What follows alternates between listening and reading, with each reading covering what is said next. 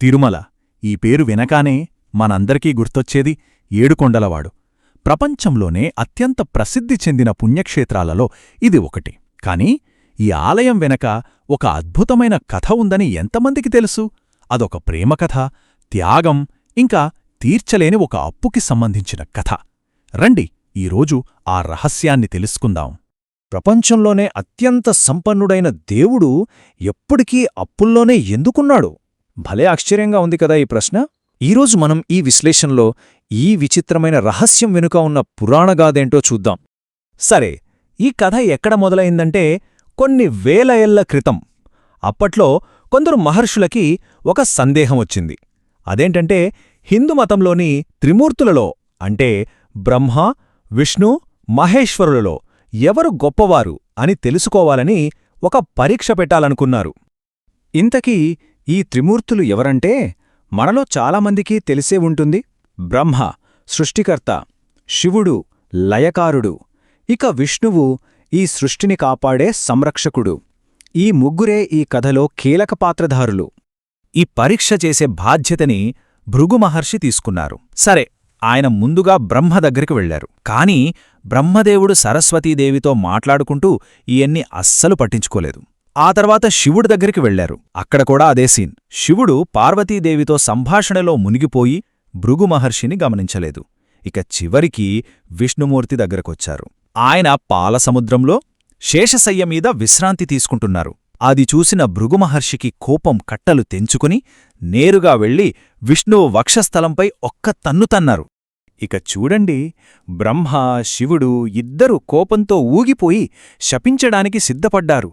కాని విష్ణువు ప్రతిస్పందన మాత్రం అందర్నీ ఆశ్చర్యానికి గురిచేసింది. ఆయన చాలా శాంతంగా, వినయంగా, ఓ మహర్షి, నా కఠినమైన ఛాతి తగిలి మీ సున్నితమైన పాదానికి ఏమైనా నొప్పి కలిగిందా అని అడిగారట. చూశారా, ఆ సహనమే, ఆ వినయమే విష్ణువుని అందరికంటే గొప్పవాడిగా నిలబెట్టింది. అంతా బాగానే ఉంది అనుకుంటున్న టైంలో విష్ణువు చూపించిన ఆ వినయానికి ఒక ఊహించని సమస్య వచ్చి పడింది. ఆ సమస్య ఆయన భార్య సాక్షాత్తు లక్ష్మీదేవి రూపంలో వచ్చింది. పురాణాల ప్రకారం లక్ష్మీదేవి ఎక్కడ ఉంటుంది? సాక్షాత్తు విష్ణుమూర్తి వక్షస్థలంలోనే ఆమె నివాసం. అంటే భృగుమహర్షి తన్నింది విష్ణువుని మాత్రమే కాదు, తన ఇంటిని తననే అవమానించినట్టయింది. ఈ అవమానాన్ని లక్ష్మీదేవి అస్సలు తట్టుకోలేకపోయారు. చాలా తీవ్రంగా మనస్తాపానికి గురయ్యారు. ఇక ఆ అవమానభారం భరించలేక లక్ష్మీదేవికి విపరీతమైన కోపం వచ్చేసింది. వెంటనే వైకుంఠాన్ని వదిలేసి భూలోకానికి వెళ్ళిపోయారు. ఇక్కడే మన కథ అసలు మలుపు తీసుకుంది. ఈ దైవదంపతులు విడిపోవడనే అసలు సంఘర్షణకు నాంది పలికింది. లక్ష్మీదేవి అలా వెళ్ళిపోవటంతో విష్ణుమూర్తి తట్టుకోలేకపోయారు. విపరీతమైన దుఃఖంలో మునిగిపోయి తన ప్రియ సతిని వెతుక్కుంటూ ఆయన కూడా భూలోకానికి రాక తప్పలేదు.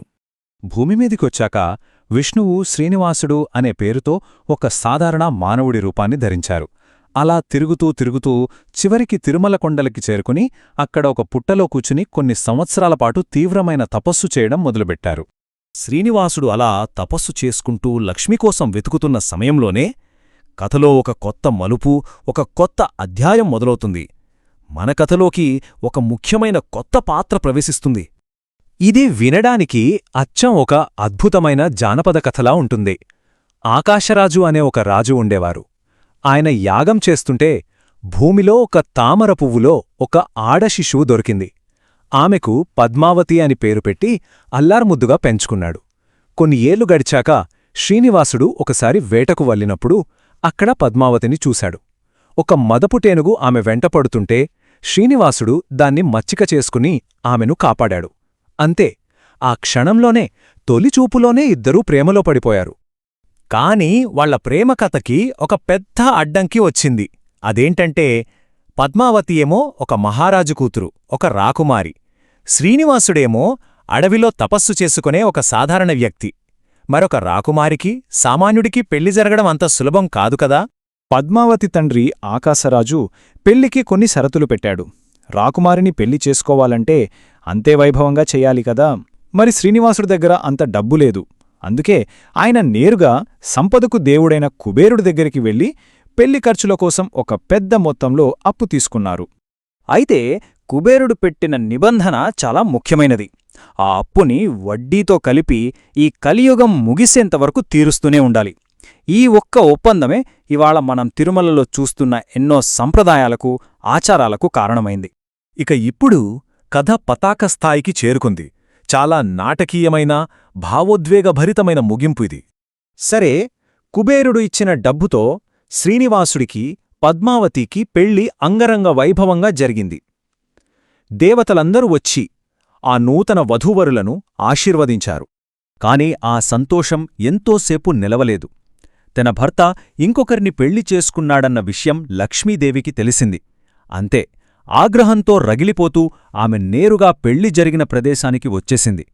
ఒకవైపు లక్ష్మీదేవి, మరోవైపు పద్మావతి, ఇద్దరి మధ్య నలిగిపోయిన శ్రీనివాసుడు ఒక పెద్ద నిర్ణయం తీసుకున్నారు. ఇద్దరిలో ఎవరినీ వదులుకోలేక, ఎవరినీ బాధపెట్టలేక, అలానే ఈ కలియుగంలో తన భక్తుల కోసం ఇక్కడే ఉండిపోవాలని అనుకున్నారు. ఆ క్షణంలోనే ఆయన ఒక నల్లటి శిలావిగ్రహంగా మారిపోయారు. శ్రీనివాసుడి ఆ గొప్ప త్యాగాన్ని చూసి లక్ష్మీదేవి, పద్మావతీదేవి ఇద్దరూ కరిగిపోయారు. వాళ్లు కూడా ఆ శిలామూర్తిలోనే ఐక్యమైపోయారు. అందుకే ఇప్పటికీ వెంకటేశ్వరస్వామి విగ్రహంలో ఆయన వక్షస్థలం మీద ఒకవైపు శ్రీదేవి, మరోవైపు భూదేవిగా కొలువై ఉంటారు. ఈ పవిత్రమైన విగ్రహం చుట్టూనే ఆకాశరాజు, ఆ తర్వాత వచ్చిన ఎందరో రాజులు ఈ గొప్ప తిరుమల ఆలయాన్ని నిర్మించారు. చూసారా, ఈ పురాణ కథకి ఇప్పటికీ ఎంత సంబంధం ఉందో? అందుకే తిరుమలకు వెళ్లిన భక్తులు హుండీలో వేసే కానుకలు కేవలం విరాళంలా చూడరు. శ్రీనివాసుడు కుబేరుడికి తీర్చాల్సిన అప్పు తీర్చడంలో తాము కూడా సాయం చేస్తున్నామనే ఒక బలమైన నమ్మకం, ఒక భక్తిభావం వారిలో ఉంటుంది. తిరుమల ఆలయానికి ఉన్న ఆ అపారమైన సంపద వెనుక ఉన్న అసలు కథ, భక్తుల విశ్వాసానికున్న బలమిదే. మరి ఈ మొత్తం కథ విన్నాక మనకేమర్థమవుతుంది? ఇది కేవలం దేవుడి త్యాగానికి సంబంధించిన కథ మాత్రమేనా?